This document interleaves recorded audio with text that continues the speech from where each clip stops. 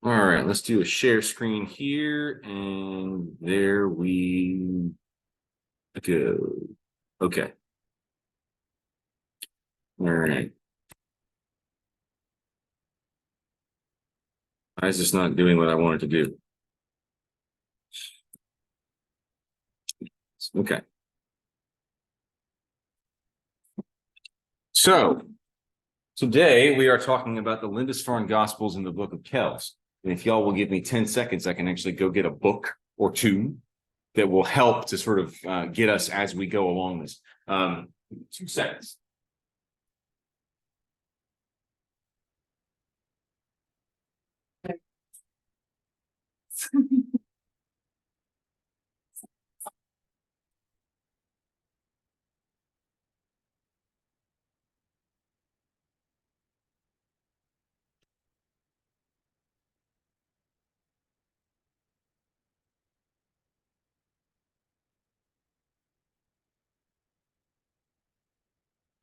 Okay. So y'all feel free to pass these around. They're full of all sorts of wonderful pictures. It gives us a little bit of an insight into the kinds of books we're looking at. So we are going to be talking today about two of what I would think are the most important books in the world, the Lindisfarne Gospels and the Book of Kells. So they both are illuminated manuscripts that come from sort of the northern regions of England, and in the case of Kells, Ireland. So they very much fit in with what we are talking about in terms of Celtic spirituality and Celtic saints. So real quick, because I know that you had requested this. Of the making of books, there is no end. That is from the book of Proverbs. And the idea that, well, it's not advancing. Why is it not advancing? Come on. Oh, for heaven's sake.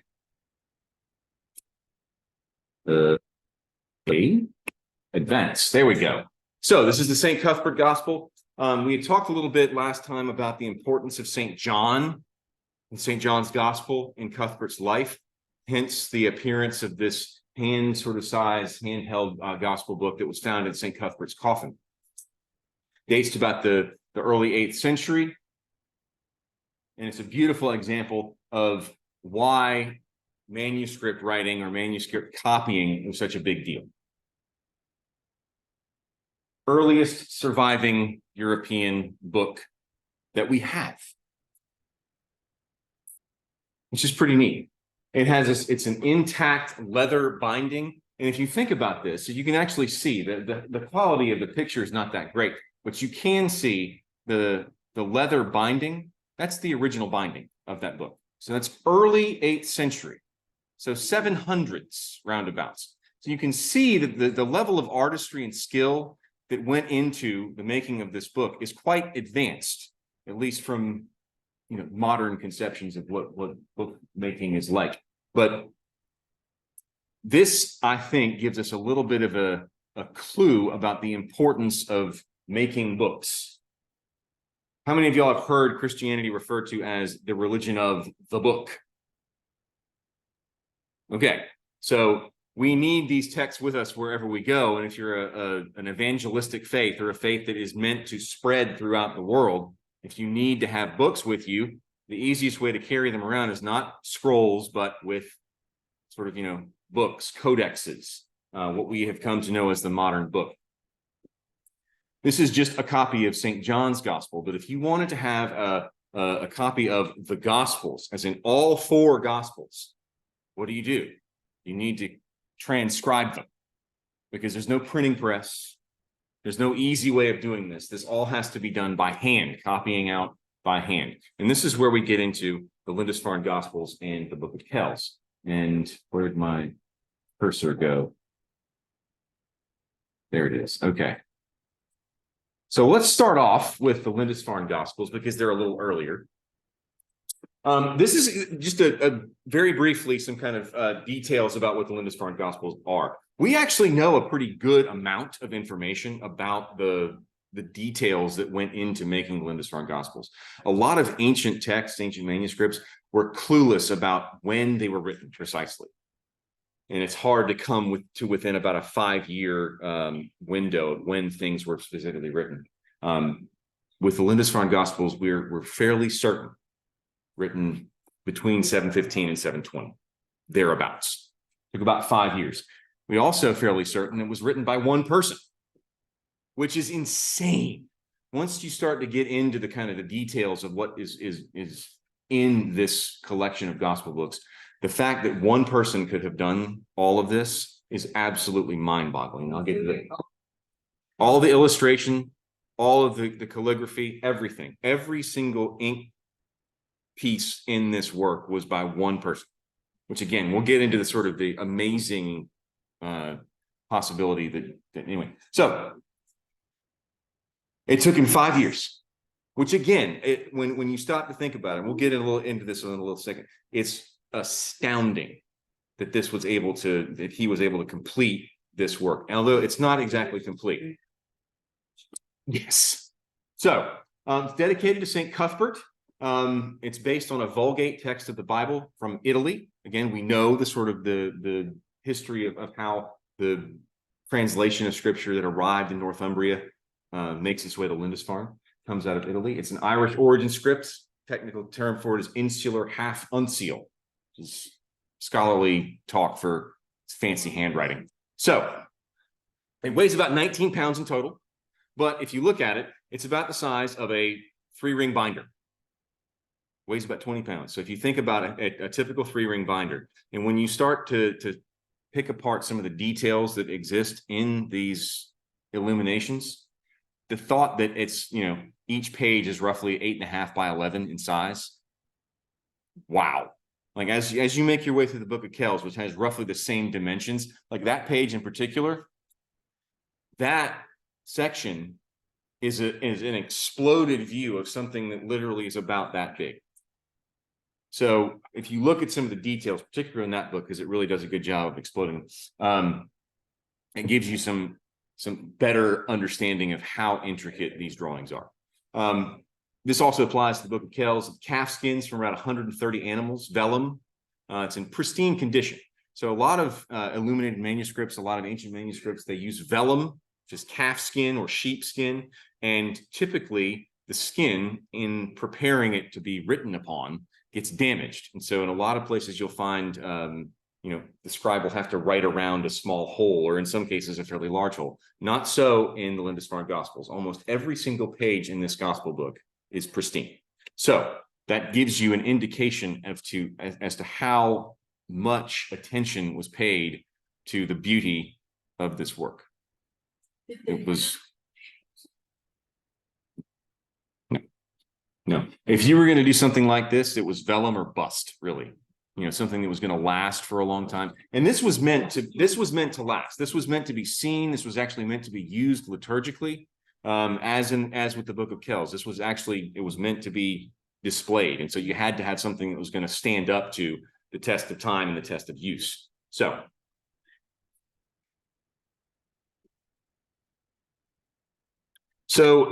I should have included a picture of this. So if you're a scribe, you have an ink. What is it called? Quill. What's the name of the scraper? What's the name of the scraper? There's a proper name for it, but basically it's an X-Acto knife. Well, effectively it is. So you have your ink pen that you dip in your ink, and you have your different paints, and this is all done with like a very, very fine tip pen. And when mistakes are made, you have essentially an X-Acto knife, or a very, very fine razor, which you use to scrape away until you reach the surface of the vellum and start from there. But what's fascinating about this is that the preparation of each of the pages that goes into the book of Kells and the Lindisfarne Gospels, there's a lot of preparation that happens on the back. You're pricking points of geometric lines, whatnot. And so when it comes to the actual painting and illumination, there's very, very few mistakes. That's, again, a testimony to the seriousness with which the scribes and the illuminators approach this work, particularly at Eadfrith. So the art form that is in both of the Book of Kells and the Lindisfarne Gospels is called Latin. It's developed by Iron Age Celts, and it comes actually from the Mediterranean world, sort of imported in. There's a curvaceous and sort of organic style. There's a lot of kind of flowy swoops and whatnot, but it's not chaotic. A lot of people think, you see some of this stuff and it's just this riot of color and this riot of shapes all intertwined without any rhyme or reason. In fact, that's not the case. There is an incredible amount of geometric precision that goes into all this stuff. Like you can see, the circles and all that sort of thing. The golden number is at work in a lot of this stuff. The grid lines that you can see in many of these pages speaks to the idea that all of the illuminators that worked on illuminated manuscripts have to be aware of the mathematical principles behind what they're doing, because they're trying to portray the orderliness of creation. Very much at play in what they're doing. So, animal forms abound, is said. Throughout the Lindisfarne Gospels, you'll see peacocks, you'll see stags, you'll see lions, you'll see birds of different kinds, and many do serve a symbolic function. We'll get to that in a minute. Some may reflect local wildlife, and I think this is kind of funny. This is the incipit page for Luke's Gospel from the Lindisfarne Gospels, and I was a monk, and I know this for a fact. Monks love cats. If reincarnation is a thing, I want to come back as a monastery cat because they're treated like royalty or divinity, depending on how you want to treat it. But this is why I kind of like, there's a very almost realistic portrayal of a cat on the incipit page for Luke's Gospel. And that tells me that Eadfrith, who's the one illustrator, one author, or scribe, that was a cat that was hanging out with him as he was composing or producing these Gospels. So that's just a bit of whimsy, kind of fun, but there you go. Now, this is where it gets, this detail here, okay, that's way big. We're talking about something that's maybe the size of a postage stamp, if not smaller, okay? So the reason I bring that up is that Lindisfarne, you're so far north that the sun sets at different times throughout the course of the year, as we're used to down this way, but it's way more noticeable, way more extreme that far north. So during the summertime, 17 hours of daylight. That's great. It's a lot of time to work. But in the winter, maxes out at 7, which is not that much daylight when you stop to think about it. Now, Eadfrith was a bishop. What's that? I'm just thinking, I said, so he's doing that while. Yes, and so he was a bishop. He was also one of the community members. And so you've got the daily office, and that's several hours worth of time spent a day, plus all of your monastic duties like cooking and cleaning, et cetera, manual labor. And so when did this guy find the time to do all this? Well, so that's an excellent observation. So the idea is that he was given some dispensation from the normal round of tasks that would be expected, at least in a monastery, to do this work, because the idea of being a scribe was kind of, if you're a scribe, you're actually a soldier of Christ. I think it was Cassiodorus who said something along the lines of, every word that a scribe copies is a wound to Satan. And so the idea of copying scripture and engaging scripture prayerfully and so in depth that you're kind of breathing in and out the words that you're transcribing, that becomes itself a monastic discipline or a discipline for a Christian. So that's the idea, is that even if when he had 7 hours of daylight only, there's still, he's given those full 7 hours. But again, this fella, this is not his first rodeo. You can tell. Only an expert in the field would have been able to put something like this together. And so the thought is that there are some earlier extant examples of illuminated manuscripts that he may have had a hand in. Can't prove anything, but he may have had a hand in it. But again, this idea that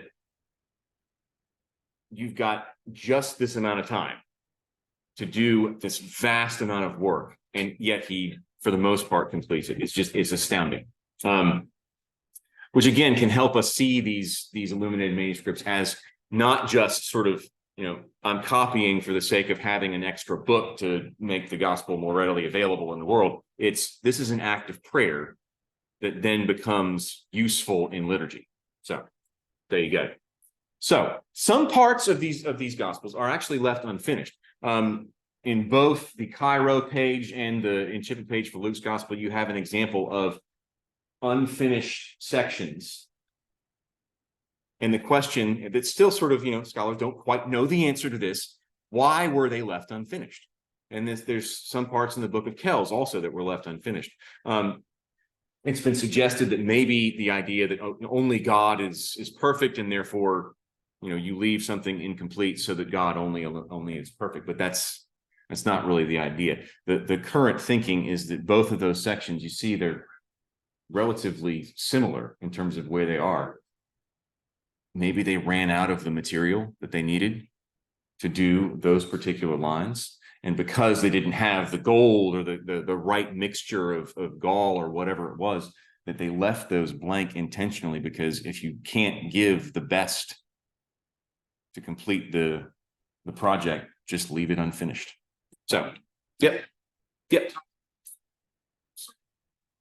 Yes, so in the Lindisfarne Gospels, you've got some, well, we'll get to the gloss in a second, and I'm actually going to borrow your expertise. The sort of red, you can't really tell, but it's reddish brown at the top. It's easier to see the one on the right. Incipit Evangelii on Secundum Mattheum. And that's basically, it's a rubric. It's red ink. It's rubric that basically explain what the page that you're looking at is. And so it's not just the scripture, it's also a little bit of an explanation about what you're looking at. So, yes, we'll get to that in just a second. I'll see if I can advance that to, yes, here's the next slide. So, in the late 900s, you have a scribe named Aldred who comes along to the Lindisfarne Gospels particularly, and he adds an Old English gloss, giving a sort of an interlinear translation into Old English for each of the Latin words, which is utterly fascinating, I think. Because if you remember what happens at the Reformation, well, at the time of the Reformation, one of the reasons why the Reformation happens, you can't have the scripture in your vernacular language. Well, what is in the back of our Anglican tradition? A desire to have scripture presented in the language that people actually use. So, you can barely see it. I don't know if y'all going to be able to pick this one up, but if you look at this word, angelus, angel. So, there it is. Oh,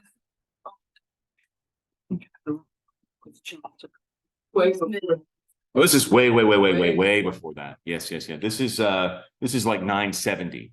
Chaucer doesn't come along until what are Chaucer's? It's 1330s. Okay. Yes. Mm-hmm. Okay. So, yep.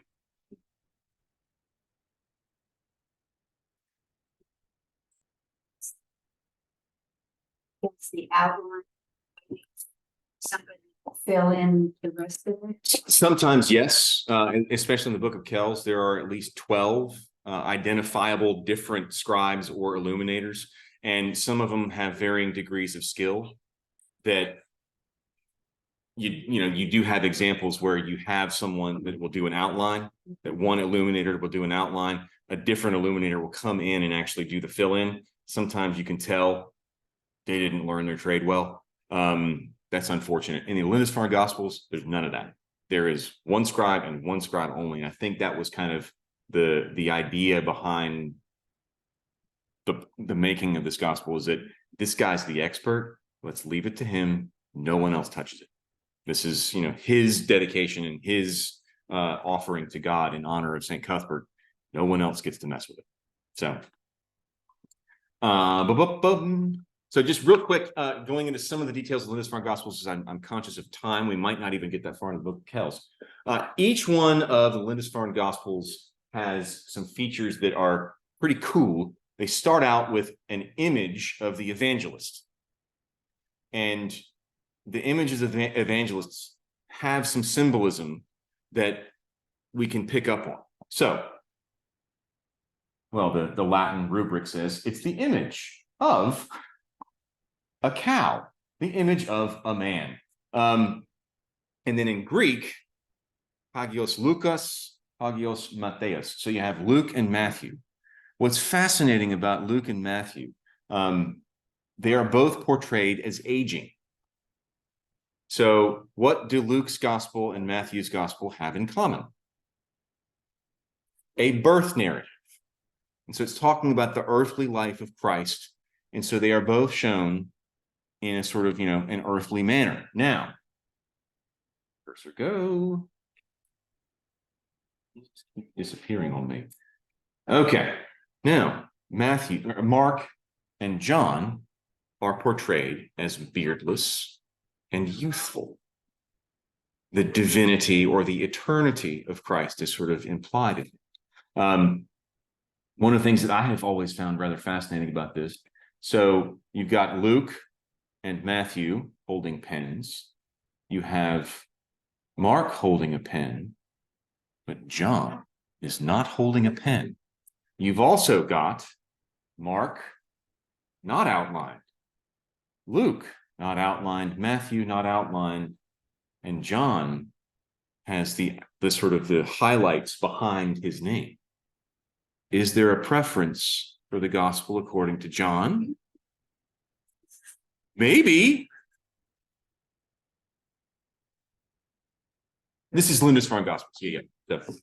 But again, in the sort of the Celtic world, that preference for John's gospel, talking about the divinity of Christ and the mystery of the Godhead, that's very much there. And so you see, again, John is portrayed, one, not holding a pen, what that's about,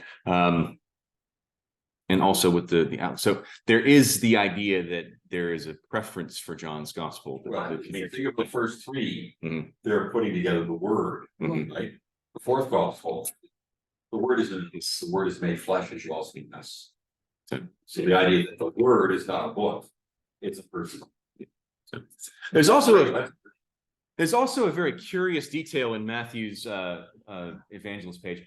There's this old dude peeking out from behind a curtain. And the scholars aren't actually really sure what that means, but the sort of the general consensus is that it's the Old Testament, sort of the foundation of our faith is peeking out from behind the temple curtain to inform. That's Matthew. Yes. Of course, Yes. Because as you'll Matthew, if somebody fell off their bicycle in Matthew and say, as was foretold. And that's what's foretold. So yeah, that's a great scroll is the identity. Mhm. He's basically the continuation Of the OT. So yes. So each of the evangelists is represented typically by a symbol. So in Luke's case, it's an ox. In Matthew's case, it's an angel. Yes, I was about to say, you'll see him. Luke and all. It begins with sacrifice in the temple. Why is John an eagle? Highest soaring of all the gospel. Right? Mark begins as a lion, begins with John the Baptist. And why is Matthew a man? Begins with genealogy. Born of beget. So there's a reason. But if you go to the front, just right, the window, see it in the book of Revelation.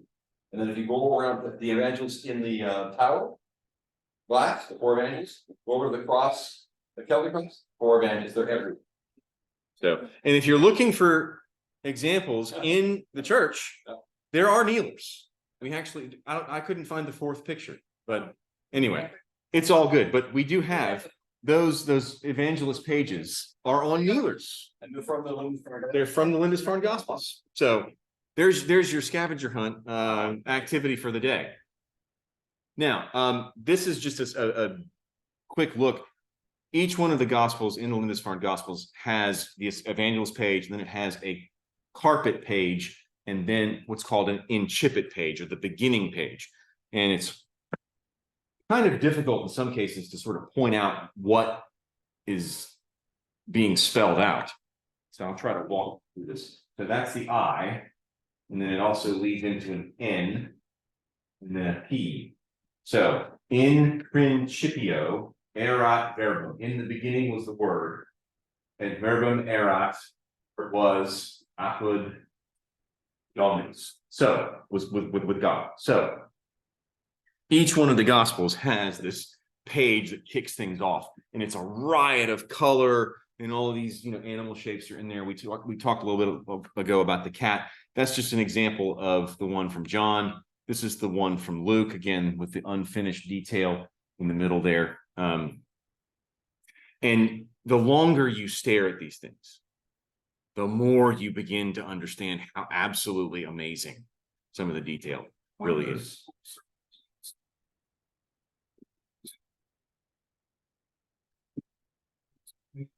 Could represent the four Gospels. I mean, the number symbolism, we could spend months unpacking some of the number symbolism and animal symbolism and just sort of shape symbolism in all of this. Like I'm fairly sure that each one of the blue lozenges with the white center means something that we could go down that road. And the farther you go, the more appreciation you have for the prayerfulness that goes into each one of these illuminations. So very quickly, because I know we're running short on time, the Book of Kells. It was produced around the beginning of 800 in a monastic scriptorium. We do not know where.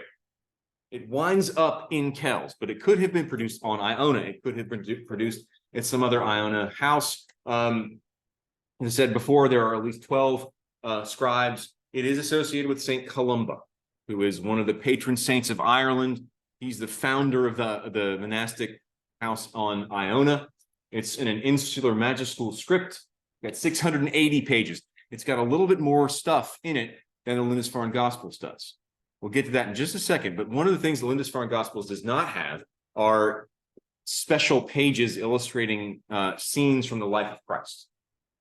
Look through that book. We can find quite a few of them. I'll talk about them momentarily.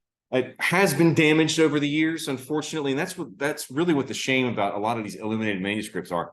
The vagaries of life and war and movement mean that we don't have a lot of great examples of what was produced. The fact that the Lindisfarne Gospel survived is almost itself a miracle. The fact that the Book of Kells survived without too much damage is almost a miracle. It's currently housed at Trinity College Dublin, although I believe that they're getting ready to do some work there, so it'll go out of circulation for a while. But if you're going to Ireland anytime soon, go to Trinity College. It's well worth looking at. I've never seen it. So one of the things that scholars kind of find fascinating about the Lindisfarne Gospel is there's almost no point at which it gives away any secular controversy. Not so in the Book of Kells. So remember how we've been talking about Easter, the Easter controversy, and sort of the conflict between the Celtic world and the Roman world? There is a hint. There is a hint. It's not out there, but there is a hint of controversy in the Book of Kells about Easter and the sort of Celtic versus Roman observances. So in the Book of Kells, Peter is shown representing Rome, and he's shown in a sort of negative light. Now, the hair. In the symbolism of the illuminated manuscript world, a rabbit, be very, very quiet. A hare, you see, ears, long, strong feet, represents timidity, represents cowardliness. Now, in that particular image showing Saint Peter, this is, and I can't remember the exact section, but this is Peter's denial of Jesus. So talking about, you will deny me 3 times, the cock will crow. That lettering starts off the line where Peter goes out and he denies Jesus. It's the beginning of Jesus' denials. And so the rabbit is basically showing Peter as a coward. Now, that's not the only example of Peter being associated with a bunny. In this particular section here, what you've got is a wabbit, and that it's not a pet. There's a reason why I put that one in there. So that line right there comes from a section where Peter is expressing some doubts about following Jesus. And the first line is simile. And on the opposite page is the beginning of Peter's name. And the rabbit is looking right at Peter's name. So Peter is like a rabbit. Simile means like. So is this an association of Peter with cowardice again? If that's the case, then you could make the argument the book of Kells is still kind of, they're still sore about the whole Roman Celtic thing. But I'll leave that to you. It might not be the case. Anyway, one other example of how you might get this sort of indicator of Celtic versus Roman stuff. We don't have all 4 pages of 4 evangelist pages from the book of Kells. We do have Matthew and we do have John. So Matthew, look at his halo. Right? Look at John's halo. Who do you think is more important? Right? So John has the sort of, grander halo. He's also depicted with a quill. Not depicted with a quill in the Lindisfarne Gospels. Anyway, so what do we make of this? One other thing to bring up about the image of John right here. This is in the 20s, 30s. Some Yahoo got a hold of the book of Kells and decided he wanted to help rebind it and restore it, and sliced off a good portion of the outer edge of a lot of pages. And John's Evangelist page bears some marks of this, so you can kind of see it. We don't quite know what that was up there. The thought is that it's an image of Jesus, because you can see arm, hand, feet, sort of forming a cross. But this restorer sliced them off. So, yes, don't ever take an X-Acto knife to an illuminated manuscript. Anyway, and that happens in a lot of different places. You can see sort of some of the edging is torn off of what? No, stop. What is going on? Why is it not helping me? There we go. Okay. There are Eucharistic motifs throughout the book of Kells, and like you can spend 2 seconds on any page that has any kind of illumination, and chances are you're going to find a shape that looks like that. That is a chalice. And so if we are ever in doubt that the ancient Christians of the north of England and Ireland didn't have a Eucharistic devotion, proves they did. It proves they did. They also might have had some rodent problems, because the cat is chasing a mouse that is running off with a host. And that's not the only example of that happening. So you've also got mice trying to get a host and cats going, no, no, no, no. See, this is why monks love cats. There it is.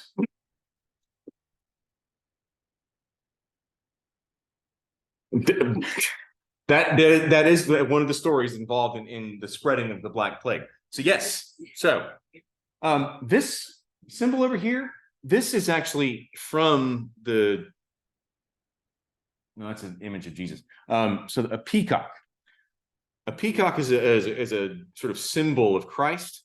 You can see that sort of the white ball in the middle, the cross on it. That's actually a Eucharistic host. So anytime you see a peacock in the Lindisfarne Gospels or the Book of Kells, it is meant to represent Christ. It's kind of fascinating how it came to represent Christ. Peacocks had the reputation of not decaying when they'd been killed. There's a wonderful little sort of vignette story about St. Augustine, who, he got this report that, peacocks don't actually decay. Like, that's nonsense. You know, that's their flesh doesn't putrefy. And then he does an experiment. I'm not sure what the sort of climate in the north of Africa was, but he reports that, you know, he ate some peacock and left a little bit out, and it was like it didn't go bad. It just got a little desiccated, but it didn't go bad. Now you can actually perform this experiment yourself with a McDonald's cheeseburger. Exactly. So the idea that that a peacock represents Jesus is very much at work in the Lindisfarne. It is a chalice, exactly. No, and that you see the grapes that are sort of flowering out of that chalice. A lot of times you see a chalice image in the book of Kells, it's this flowering thing that's got grapes and vines all over it. And it's very much tied in to the imagery of the Eucharist, that Christ gives himself to us in the Eucharist. So, okay. Again, I mentioned the scenes from the life of Christ. This is the nativity scene. Right? It kind of looks like a marionette.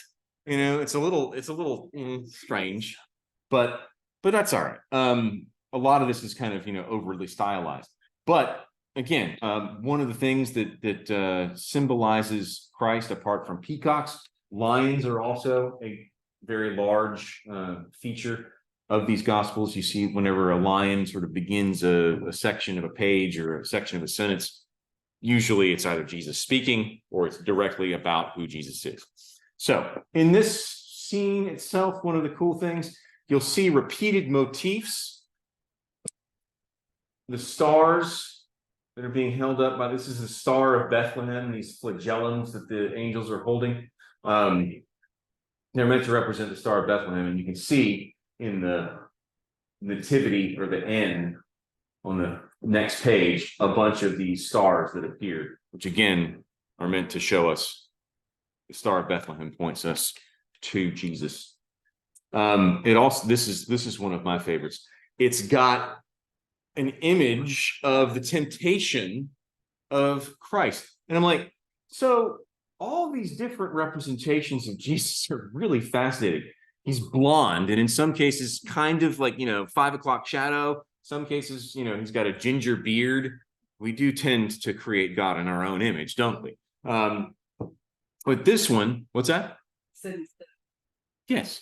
So in this one, Jesus is shown being tempted by Satan. He's taken to the top of the temple. You know, the angels are bearing him up.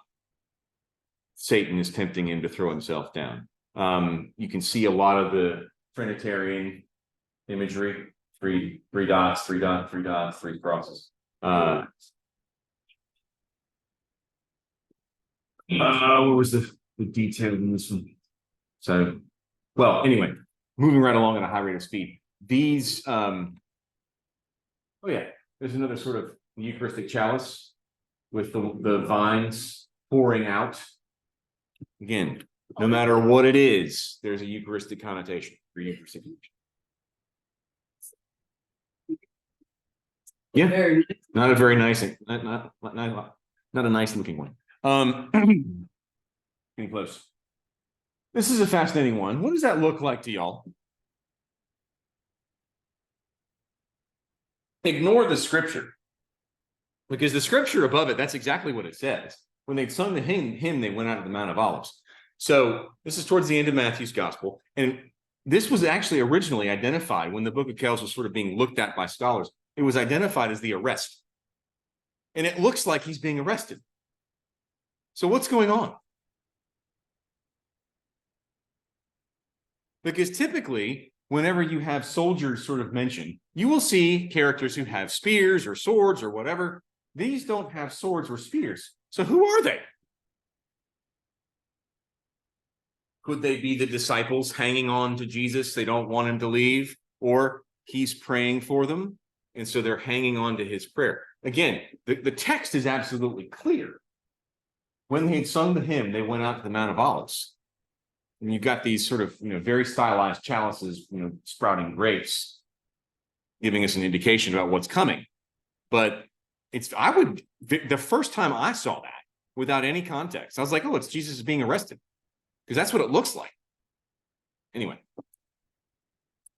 Don't show. This is kind of cool. There's some hidden details that run throughout. The parable of the sower. Y'all know the parable of the sower? Some seeds fell on the ground and the birds of the air came and ate them up. You think they had chickens wherever this was produced? Yes. It's pretty cool. It looks like a cool chicken. So exactly. They're not birds of the air. And okay. This one's really neat. This is from Luke. And his sweat became as drops of blood trickling down upon the ground. Remember when I said that lions are typically a representation of Jesus? Whenever you see a lion, it's a symbol of Jesus. So you've got a lion outlined in these red dots. The word right above. You can't see the in A in the next line, but sanguine means blood. These drops of blood are drops falling down upon the ground. That's at least what the sort of the scholars think about this, and they're pretty smart. So again, you have this representation that's just kind of a pictorial reminder in the line.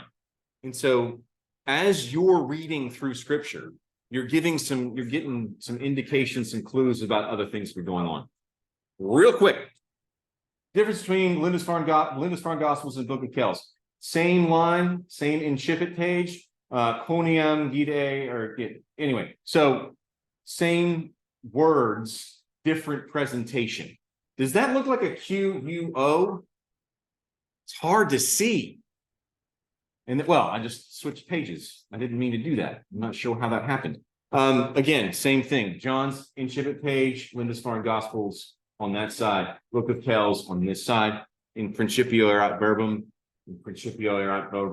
So riotous, a little more tame, if you want to call that tame, but I think pretty cool. So is that it? Did I not get the what? No, come on. Oh, I didn't get it. Okay, well, so ends the show. There's a really cool detail that I didn't include in here, apparently, that shows the first line. It's a P, and it shows a fly. It's tiny, tiny. The P is for the Pharisees, accusing Jesus of being possessed by Beelzebul, the Lord of the Flies. He says this kind of this pictorial association what the Pharisees are accusing Jesus of. It's like, wait a second. So